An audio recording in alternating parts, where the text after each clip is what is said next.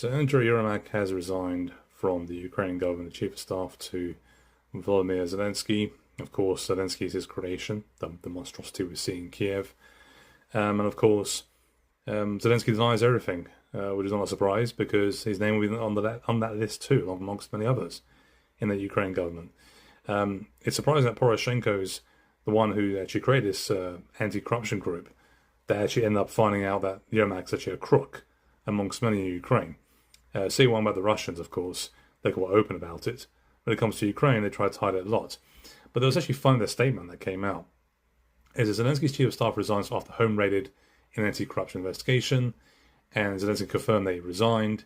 He comes after anti-corruption investigators raided his home earlier.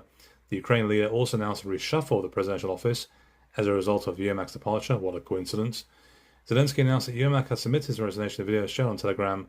With it, he said the following, quote, "Russia really wants Ukraine to make mistakes. There'll be no mistakes on our part."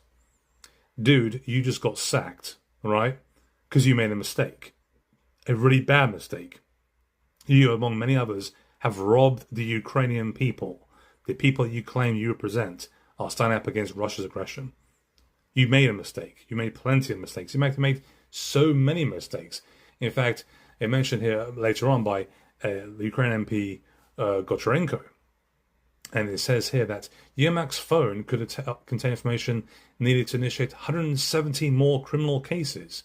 Quote, "The most interesting question now is whether Yermak's phone will be confiscated because it's unknown what evidence exists against him in the Milic case, the one that started off all the corruption in the first place. But Yermak's phone could potentially open another 170 new criminal cases. Each correspondence constitutes a separate criminal case. Abuse of power, abuse of influence, illegal instructions, political persecution. All the lawyers in the country won't help," he writes. Yes, just one of those mistakes you make, happens. But apparently it's Russia's fault, I'm sure those pigeons that Russia apparently have been using to, spy on us have been used in this case to cause a problem. Now, they, of course, accuse Russia of a number of things in this case. Maybe they accuse Yermak of being a collaborator of Russia, maybe. They'll probably do that and throw him in jail, right? No, this is Ukraine's corruption from day one. Everyone knew about it. Zelensky knows about it. Zelensky has to know about it. This guy's your chief of staff, your right-hand man. You had to have known about it. Of course, Zelensky lies no matter what. He'll keep lying about it. But nobody in Ukraine is going to fall for this. So he might fall on his own sword. We don't know. We have to wait and see.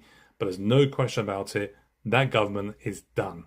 That's why Russia has no interest in negotiating with corrupt officials like that. So we'll see what happens afterwards. But one thing to note as well, don't be surprised if Trump and the FBI were also involved in this when it came to pressure on Yermak.